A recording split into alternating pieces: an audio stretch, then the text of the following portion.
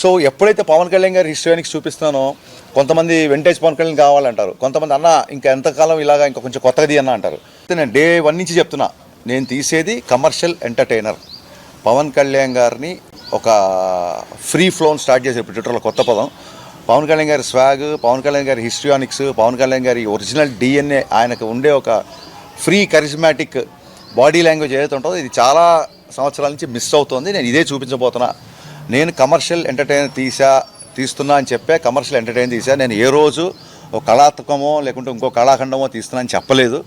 So దయచేసి ఎక్కడన్నా కొంతమంది అందరి అభిప్రాయాలు తీసుకోవాలి కాబట్టి కొంతమంది ఫస్ట్ హాఫ్లో ఒక సీన్ కొంచెం స్లో ఉందన్న ఇంకోటన్నా, నేను బిగినించి అదే చెప్తున్నా. ఒక హై రావాలంటే ఒక లో ఉంటుంది. ఒక చీకటి వచ్చినప్పుడే వెలుగుకి అందం, ఒక పగలు చూసినప్పుడే రాత్రికి అందం, లేదా రాత్రి తర్వాతే ఉదయానికి విలువ.